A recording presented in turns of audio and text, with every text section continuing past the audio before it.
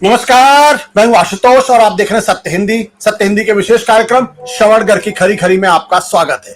यह हमारा वो कार्यक्रम है जिसमें देश के जाने माने पत्रकार संपादक श्रवणगढ़ जी अपनी तीखी टिप्पणियां करते हैं मौजूदा राजनीतिक माहौल पर, और उनकी तीखी टिप्पणियों से ना तो सत्ता पक्ष बचता है ना ही विपक्ष, और दोनों ही तिलमिला के रह जाते हैं।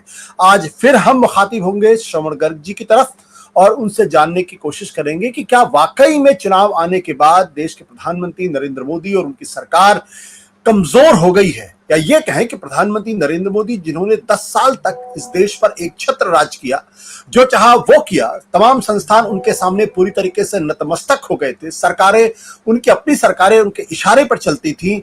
अब जबकि सरकार बैसाखियों पर टिकी हुई है, तो क्या वो खुद कमजोर हो गए और उनकी सरकार भी कमजोर हो गई?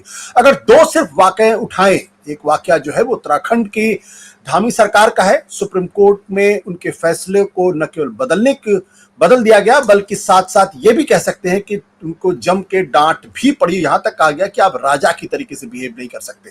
उसी तरीके से उत्तर प्रदेश की जो योगी आदित्यनाथ की सरकार है, बुलडोजर मामले पर उनको भी और उनकी सरकार को भी डांट फटकार लगी है। ये भी देखने में आ रहा है कि कुछ राज्यों में जहां भारतीय जनता पार्टी की सरकारें हैं, मुख्यमंत्री हैं, कुछ मनमाने फैसले कर रहे हैं। ऐसे में सवाल उठता है कि क्या पहले जैसा कंट्रोल प्रधानमंत्री का अब रह गया है या नहीं रह गया है, और अगर रह गया है, जैसा कि पार्टी के अंदर की बात हो सकती है, तो फिर ये फैसले क्या उनकी मर्जी से हो रहे हैं या उसके पीछे कुछ और कारण? जानेंगे श्रवण जी से। श्रवण जी, आपका बहुत बहुत स्वागत है इस विशेष कार्यक्रम में, जो आपका अपना कार्यक्रम है। Thank you sir.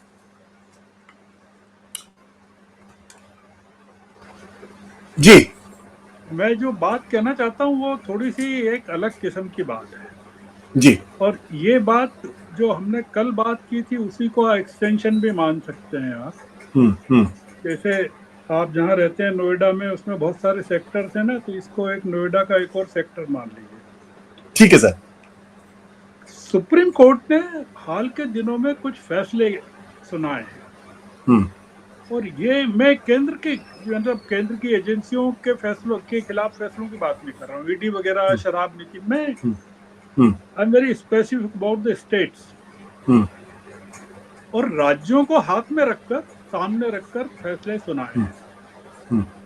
अब उन फैसलों के जरिए हम एक नतीजे पर पहुंचना चाहते हैं, क्योंकि पिछले 2 टर्म में मोदी जी के ऐसा नहीं हुआ है, इसलिए कि भाई ये तीसरी बार की टर्म में ही ऐसा क्यों हो रहा है कि ऐसे फैसले भी आ रहे हैं, ऐसी कार्रवाई भी हो रही है। एक्सेप्शन है, यूपी एक्सेप्शन है उसमें जी, तो क्या मोदी जी की सहमति है या केंद्र की सहमति है, या एक इशारा है कि यार तुमको जो करना हो ठीक समझो करो, मैं तो चला। मतलब मैं तो हूं ही नहीं, आप जो आपको ठीक लगता हो वैसा करो। क्योंकि जिस निरंकुशता से कार्रवाई की जा रही है वो ऐसा तभी होता है, मतलब कि जब केंद्र कमजोर हो जाता है। क्योंकि पूरे विधानसभा चुनाव के दौरान अमित शाह जी का एक नारा था कि केंद्र को ताकतवर बनाने के लिए राज्यों में बीजेपी की सरकारों का होना जरूरी है। तो अब वो आप देखिए कि कुछ जगह नहीं हुआ, मतलब जो रिजल्ट आए लोकसभा के उससे केंद्र कमजोर हो गया 4 जून के बाद से। तो क्या हम एक बात बहस के तौर पर कि क्या पीएम का जो डर है वो जनता पर तो पहले ही खत्म हो गया था, 2022 के बाद से खत्म होना शुरू हो गया था, तो क्या भारतीय जनता पार्टी के राज्यों के मुख्यमंत्री भी अब पूरी तरह निरंकुश हो गए हैं या हो रहे हैं या होना चाहते हैं, कि वो उनको लगता है कि अब वो उनको जो मर्जी है उनको करना चाहिए? जैसे सुप्रीम कोर्ट ने जो कल फैसला दिया, उत्तराखंड की भाजपा सरकार को फटकार लगाते हुए कहा कि हम सामंती युग में नहीं है जी, कि जैसा राजा जी बोले वैसा ही होगा। ये बड़ी कड़ी टिप्पणी है। वो इसलिए टिप्पणी आई कि एक आईएफएस अफसर को उत्तराखंड के राजाजी टाइगर रिजर्व का निदेशक नियुक्त करने के दौरान आई है। अब वो उसमें जो विभागीय मंत्री हैं और जो मुख्य सचिव हैं उनका विरोध था इस नियुक्ति के प्रति। उनका कहना था कि जिस आदमी को नियुक्त किया जा रहा है वो व्यक्ति कॉर्बेट में जब थे, कॉर्बेट नेशनल पार्क में जब थे, तो उनके खिलाफ अवैध तरीके से पेड़ों की कटाई के आरोप लगे थे और उसकी जांच चल रही है और हटाया जी। गया था। तो उस व्यक्ति को आप ये जो नियुक्त कर रहे हैं ये ठीक नहीं कर रहे हैं। तो उसके बावजूद किया गया मुख्यमंत्री के द्वारा। मतलब अपोजिशन का विरोध तो अपनी जगह, अपने ही राज्य के विभागीय मंत्री को भी और मुख्य सचिव को भी ओवर रूल कर दिया गया। मतलब इतना जो धामी हैं वो अपने आप को इतना ताकतवर मानते होंगे क्योंकि प्रधानमंत्री के नजदीक माने जाते हैं वो काफी। अब सुप्रीम कोर्ट ने इसके पहले जो भारतीय जनता पार्टी की सरकारें हैं, जो जैसे आप माने तो मध्य प्रदेश और उत्तर प्रदेश, खासकर उत्तर प्रदेश और मध्य प्रदेश इसे भी बोल सकते हैं, उनके द्वारा जो बुलडोजरों का इस्तेमाल हो रहा है, मतलब आरोपियों के खिलाफ, उसको लेकर बहुत ही सख्त टिप्पणी की थी। मतलब और ये 3 दिन पहले की थी। मतलब मेरे ख्याल से 3 तारीख को की थी। ये कल आया फैसला, जो एक आया है, और एक ये 3 तारीख को आया था। और सुप्रीम कोर्ट ने आरोपियों के ठिकानों पर बुलडोजर चलाने या ध्वस्त करने के खिलाफ कहा था कि किसी के महज आरोपी होने पर ही उसका घर नहीं गिराया जा सकता। और यहां तक भी कहा सुप्रीम कोर्ट ने कि वो दोषी सिद्ध हो जाए तो भी नहीं कर सकते आप। अब ये बहुत बड़ी बात कही, क्योंकि उत्तर प्रदेश में या मध्य प्रदेश में जो हमारे शिवराज सिंह हैं, उनकी तो ताकत ही बुलडोजरों में थी। मतलब जैसे उनको तो बहुत ही वो बात ही ऐसे करते थे, जमीन में गाड़ दूंगा। शिवराज सिंह, तो वो शिवराज सिंह अब केंद्र में है, और आप सोचिए कि अगर वो प्रधानमंत्री बन जाए शिवराज सिंह, तो कितनी चीजों को गाड़ देंगे वो अंदर। तो अब इसको लेकर सुप्रीम कोर्ट के जो आया कि बुलडोजर को लेकर, तो अखिलेश यादव ने कुछ टिप्पणी की, तो उसका भी जवाब योगी जी ने दे दिया। उन्होंने ये कह दिया कि दंगाइयों के सामने नाक रगड़ने वाले बुलडोजर नहीं चला सकते। अब मुद्दा क्या है? मुद्दे कई हैं इसमें। एक मुद्दा तो यह है कि जो बलात्कार के मामलों में जिस तरह से लोग, मतलब कथित तौर पर भारतीय जनता पार्टी से जुड़े लोग पकड़े जाते हैं और फिर जमानत पर छूट जाते हैं या वैसे छूट जाते हैं, और उनके मकानों पर कभी बुलडोजर नहीं चलते, और उनका छूटने पर हार मालाओं से स्वागत होता है। तो उसके बारे में क्या कहना है? क्या मतलब केंद्र सरकार या प्रधानमंत्री या एंडोर्स करते हैं इन चीजों को? अब मैंने आपको उत्तराखंड का, मध्य प्रदेश का, उत्तर प्रदेश का बताया। असम के मुख्यमंत्री ने कानून बनाया है, जो कानून ये बनाया है कि जो मुसलमान हैं वो अपने पर्सनल लॉ के हिसाब से शादियां नहीं करवा सकेंगे अपने यहाँ। मतलब उन्होंने ये कहा है कि काजियों की अब जरूरत नहीं है। मतलब असम में करीबन 95 या 100 के करीब काजी हैं, तो अब उनको सारे मुस्लिमों को अब अपना विवाह रजिस्टर करवाना पड़ेगा। तो मतलब रजिस्टर करवाने का मतलब है कि जो कानून कायदे दूसरे लोगों पर हैं वो उन पर लागू होंगे। मतलब ये उम्र का बंधन भी होगा, डॉक्यूमेंट्स भी देना पड़ेंगे, रिहायशी डॉक्यूमेंट्स भी देना पड़ेंगे। तो इसमें कई चीजें हैं कि एक यूनिफॉर्म सिविल कोड भी लागू हो गया और नागरिकता कानून भी लागू हो गया। मतलब कई चीजें हो गई। मतलब और मुख्यमंत्री बार बार कह रहे हैं कि जो असम है उसमें जो डेमोग्राफिक चेंज इस तरह से हो रहा है कि 30 साल में यहाँ हिंदू पॉपुलेशन है वो माइनॉरिटी में हो जाएगी।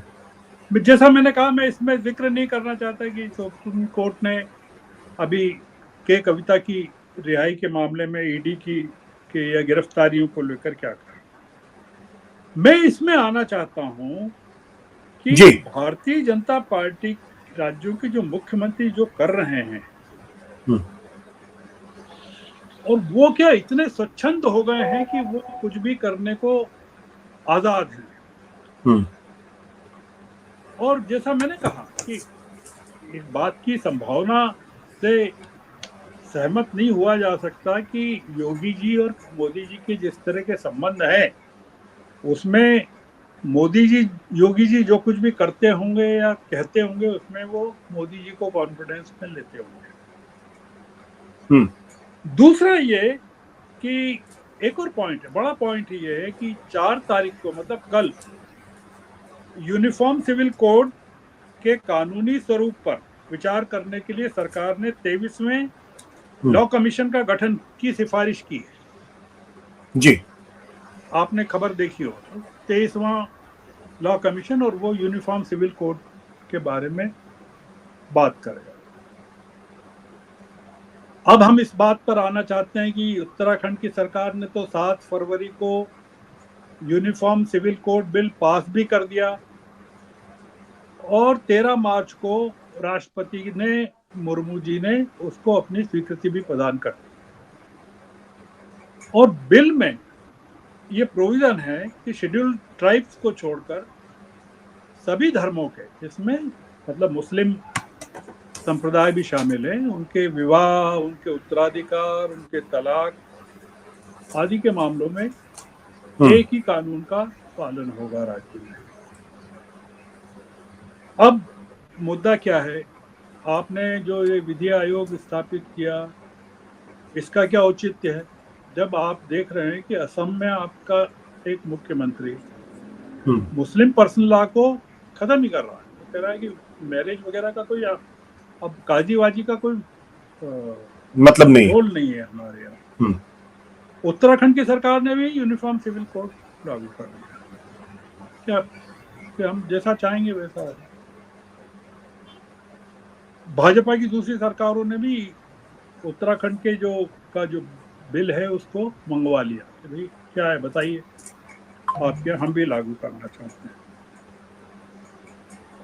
तो हम ये जानना चाहते हैं कि क्या केंद्र सरकार को पता नहीं है क्या कि असम में हिमंता बिस्वा शर्मा क्या कर रहे हैं, या धामी क्या कर रहे हैं उत्तराखंड में, या योगी जी क्या कर रहे हैं, या मोहन यादव क्या कर रहे हैं।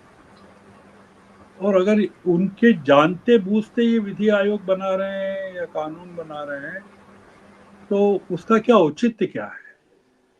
तो मैं जिस पॉइंट पर आपको लाना चाहता हूं वो ये पॉइंट ये है कि प्रधानमंत्री क्या कहते हैं। प्रधानमंत्री कहते हैं कि अच्छी गवर्नमेंट वो है जो जिसका कम से कम गवर्नेंस रहता है, हम्म, ये वो कहते हैं।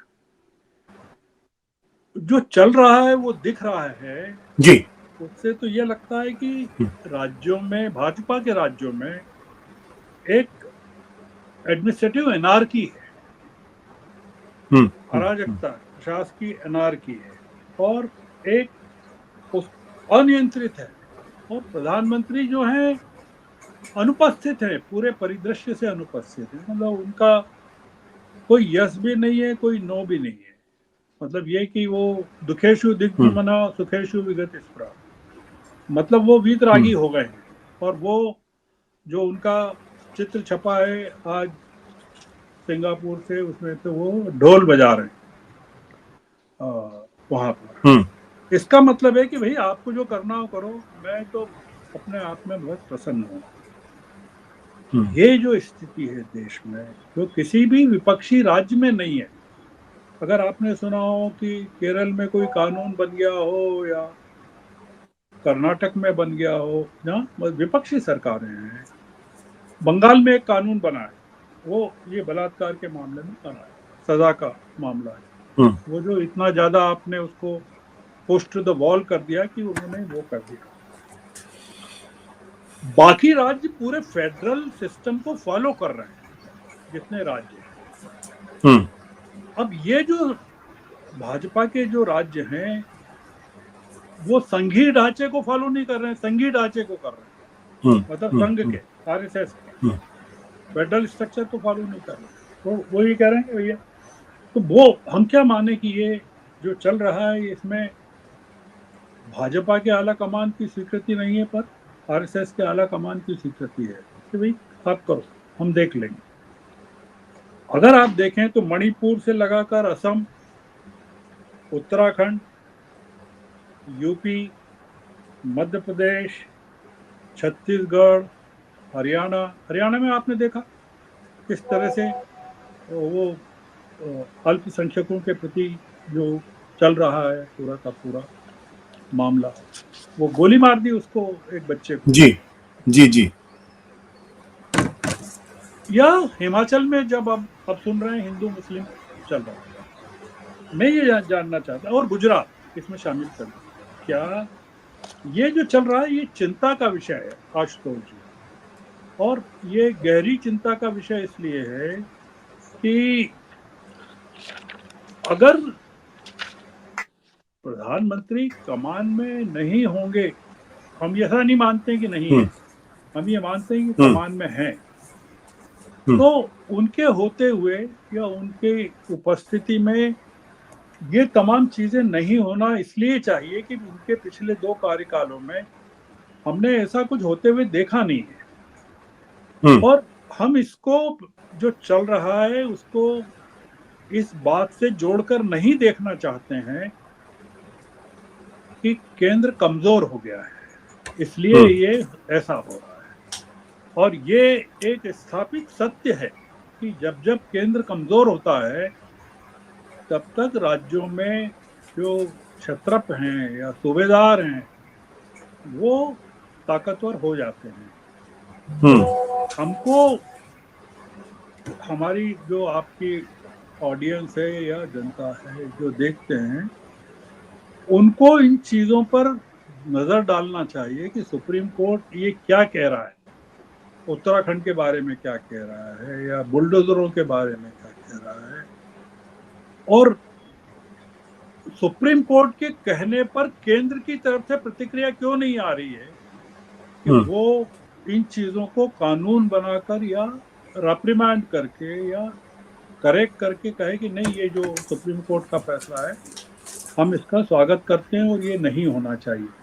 तो कुछ भी नहीं हो रहा है और सब कुछ चल रहा है। और योगी जी अभी भी कह रहे हैं कि जो लोग दंगाइयों के सामने घुटने टेकते हैं वो बुलडोजर नहीं चला सकते। इसका मतलब ये कि सुप्रीम कोर्ट ने जो कहा है ये उसको भी चैलेंज करती है बात कि जो कानून का राज है कि भाई जो अपराधी है उसको भी, उसके भी कुछ अधिकार हैं, क्योंकि जिस मकान को गिराया जा रहा है वो सिर्फ अपराधी का नहीं है, उसमें उसके माँ बाप भी रहते हैं, उनका भी हिस्सा है, उसके भाई बहनों का भी हिस्सा है, तमाम लोगों का हिस्सा है। वो एक जॉइंट प्रॉपर्टी है, तो आप उसको गिरा नहीं सकते।